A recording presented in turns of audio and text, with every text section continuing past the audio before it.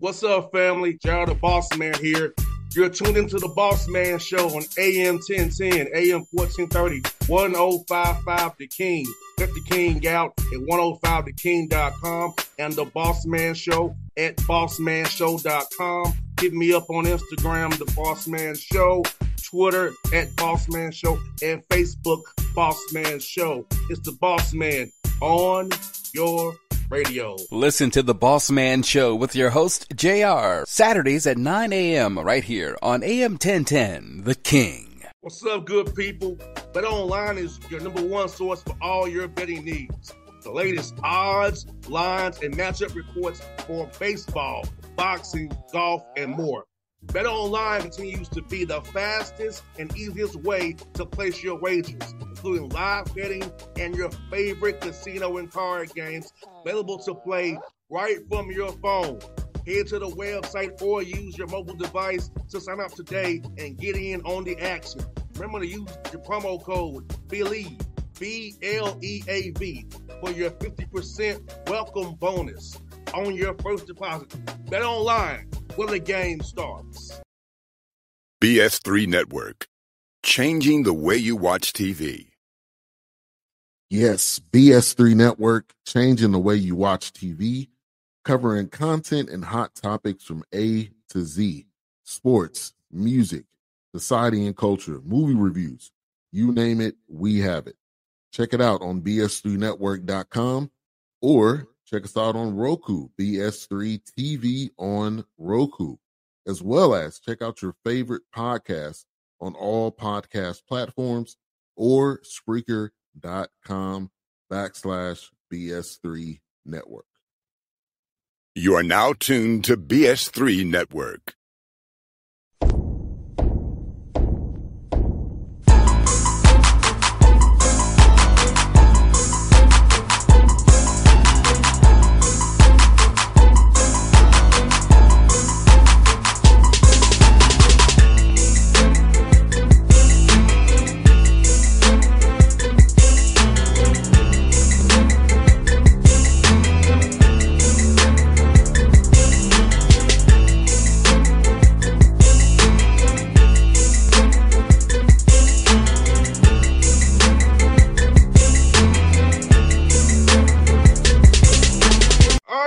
Back on the Bossman Show here with Coach Blaine McCorkle here, the Northwestern State Demons out of South African Conference. Coach, good to see you, man. How are things down there with you guys in Louisiana right now?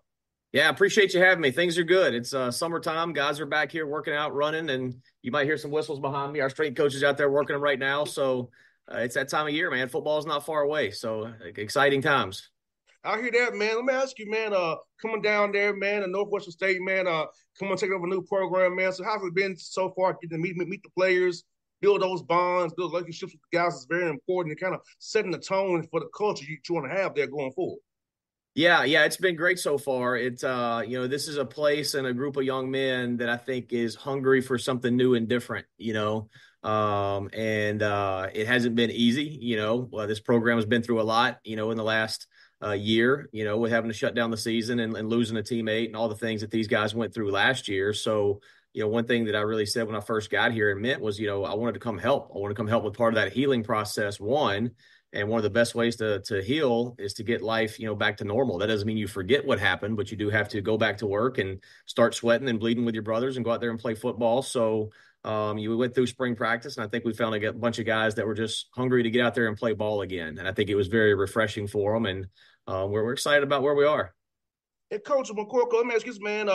For you, man, how much are you putting in team stuff right now in the spring and summer versus just trying to get guys individually better in their position groups and in their rooms and just get them bigger and faster and kind of maybe install more come fall camp period in July coming up? Well, it's both. It's equal parts because one is a new staff coming in. You don't know exactly what your talent level is and who has what skill sets. So you did want to evaluate, all right, where is our talent level? what guys can do what jobs, maybe move some guys to some different positions, things like that. But you don't want to waste any time also putting in your schemes in all three phases. So, what we put in offensively and defensively in the kick game this spring was our core, the core of who we're going to be and what we're going to do. We know what our identity is and what style of game we want to play. But there was a big emphasis too on evaluation, and finding out who we've got, who is this roster, who's returning, what holes do we need to fill. So it's been a good mix of both and evaluating the talent and installing at the same time. And Coach, for you now at this transfer portal world we're in, how did it change how you evaluate a player and vet a player out to know they want to be a part of the program for the right reasons now? Because kids just pop and go whenever they get upset, they out. So how do you really evaluate a young man's character, young man's talent, vet them out properly with this world we're in? We have to kind of speed date almost in recruiting. Right? That's right. Yeah, that's well said. Speed dating is exactly what it is. And that's a great question. And I think one thing for us that we really decided to do, and you can't say, well, I'm just not going to live in the portal, because that's not real. You have to, because that's just the world we're in, whether you like it or not. Nobody really likes it. I've yet to see somebody raise their hand and say, oh, this is a great thing. It's just not, nobody thinks so. But what you do have to do at the same time is protect your program.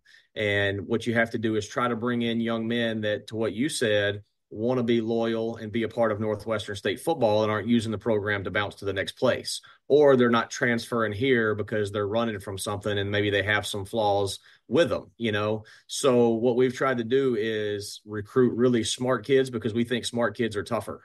They just are, because the smart kid, he's handled his business in the classroom. He's turned in his work. He's not causing problems in town. He's not causing problems on campus. Now he shows up to the practice field and he's just worried about getting better.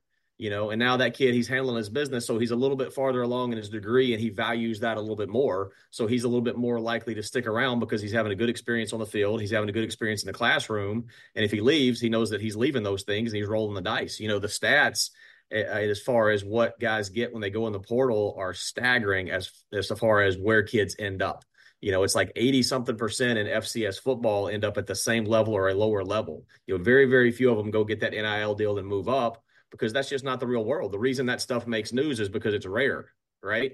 So you got to go find the right kids that want to stay and be loyal. And just the same thing with our high school kids that we recruited. We tried to recruit kids that we feel like want to be here for the long haul and make this place a home to them and be special.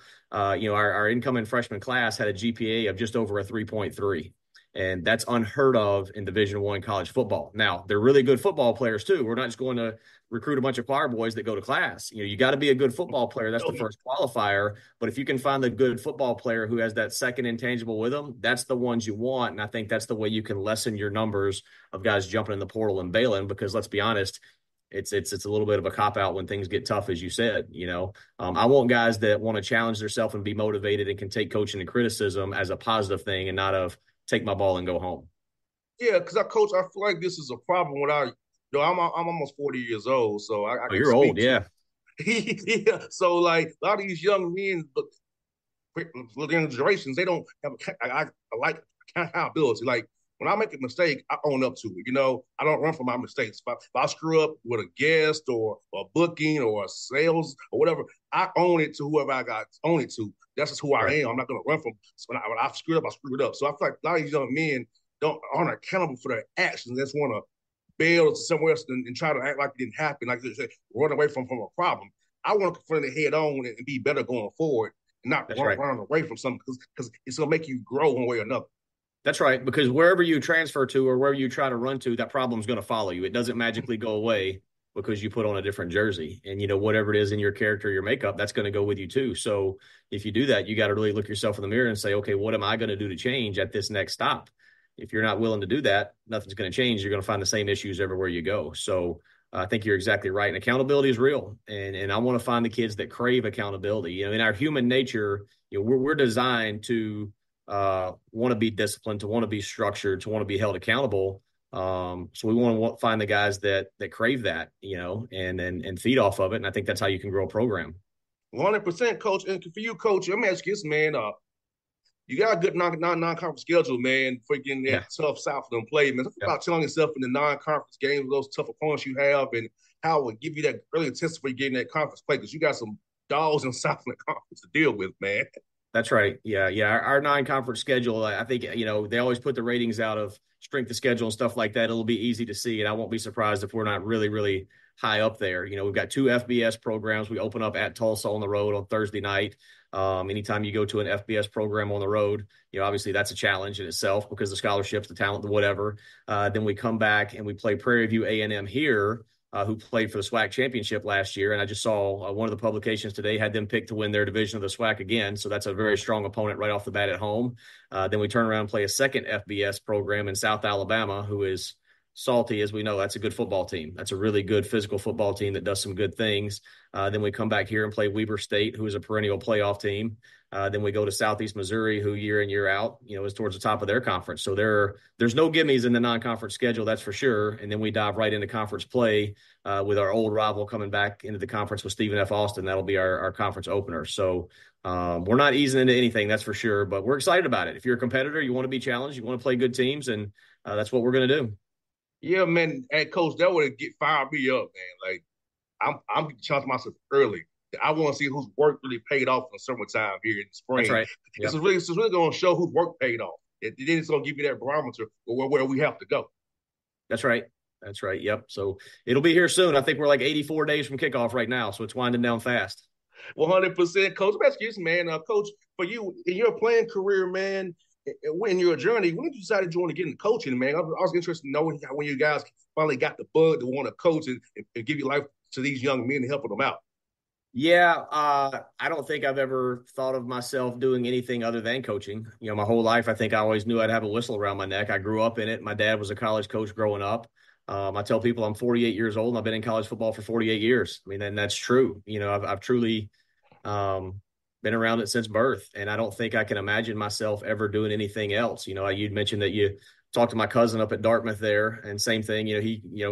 My dad, his uncle, he kind of watched him and got into it. And then I think we got 4 college football coaches in our family, and myself, my cousin there at Dartmouth. My dad was a college football coach, retired forever there now. And then we've got another cousin, George Litton, lives in North Carolina, and he was a college coach forever. He's in his 80s now. So it's a little bit the family business. It's kind of what we do. So, and honestly, people ask me all the time, what would I do if I wasn't coaching?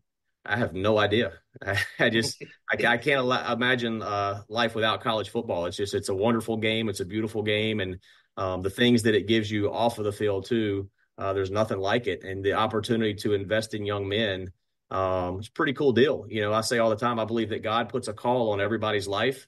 And I believe that my call is to grow men because, you talked about it a minute ago about the generation and lack of accountability. And I think we're lacking that in today's society. So if I feel called to grow young men and to be what God called them to be, and I love this great game of football, why would I not put the two together and take it as an opportunity to grow men that the society is proud of and are going to make a difference someday? So, I don't ever see myself doing anything else.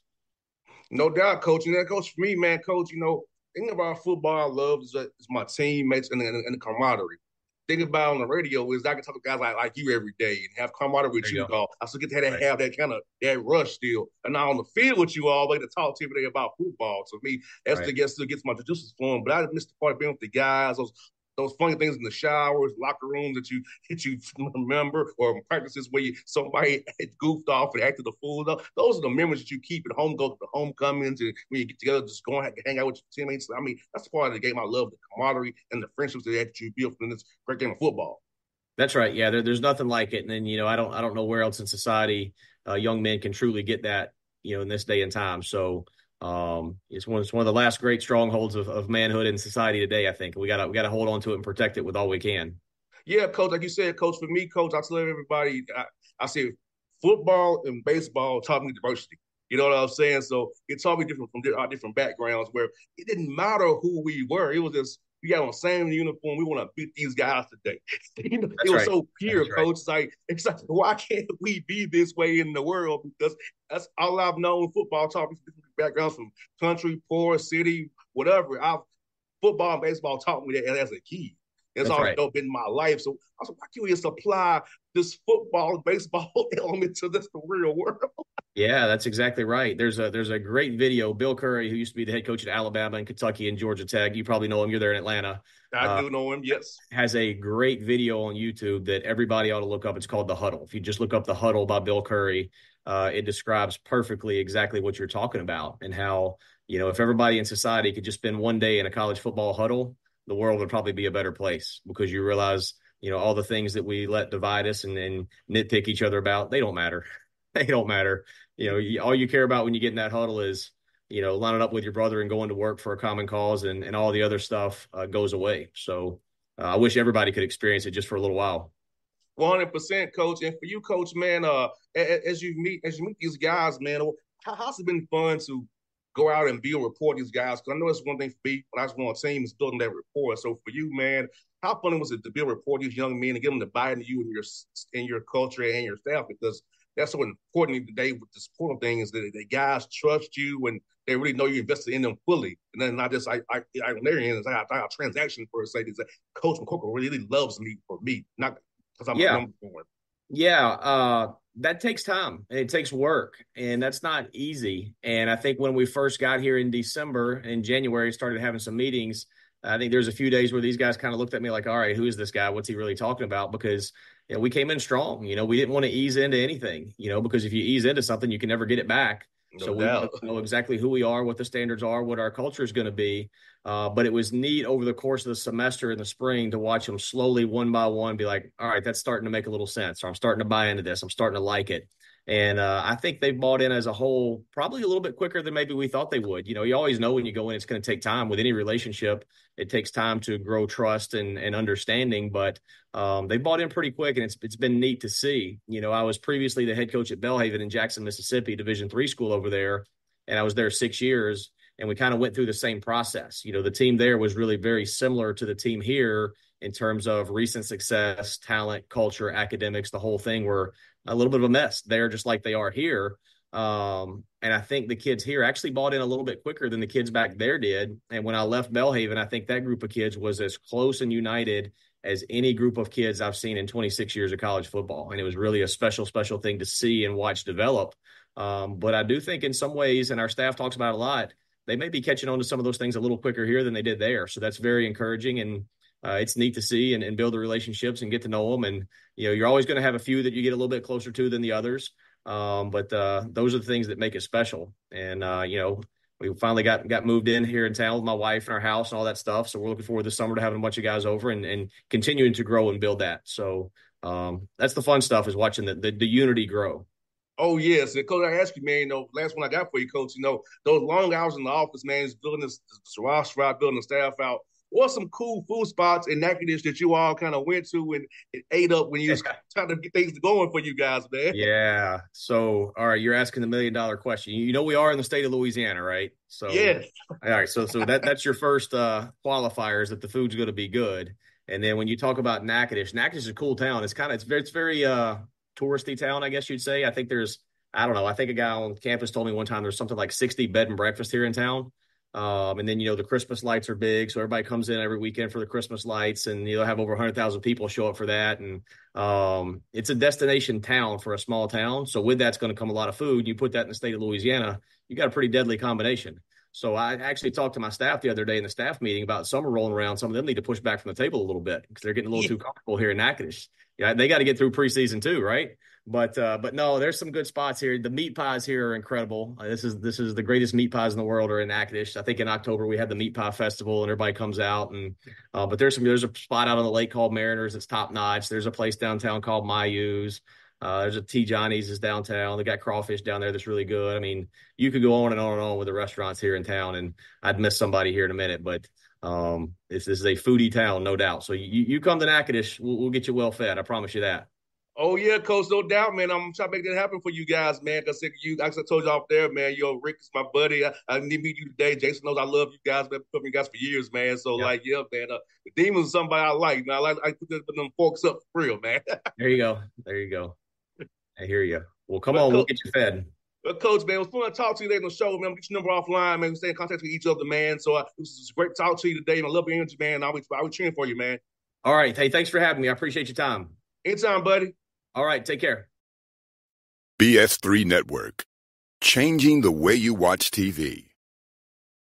Yes, BS3 Network, changing the way you watch TV, covering content and hot topics from A to Z, sports, music, society and culture, movie reviews. You name it, we have it. Check it out on bs3network.com or check us out on Roku, BS3 TV on Roku, as well as check out your favorite podcast on all podcast platforms or Spreaker.com/BS3 Network. You are now tuned to BS3 Network. What's up, good people? BetOnline is your number one source for all your betting needs. The latest odds, lines, and matchup reports for baseball, boxing, golf, and more. BetOnline continues to be the fastest and easiest way to place your wagers, including live betting and your favorite casino and card games available to play right from your phone. Head to the website or use your mobile device to sign up today and get in on the action. Remember to use your promo code BELIEVE, BLEAV, for your 50% welcome bonus on your first deposit. Bet online where the game starts. What's up, family? Jared the Bossman here. You're tuned into the Bossman Show on AM 1010, AM 1430, 1055 The King. Check The King out at 105theking.com and the Bossman Show at bossmanshow.com. Hit me up on Instagram, The Bossman Show, Twitter at Bossman Show, and Facebook, Bossman Show. It's the Bossman on your radio. Listen to the Bossman Show with your host, JR, Saturdays at 9 a.m. right here on AM 1010, The King.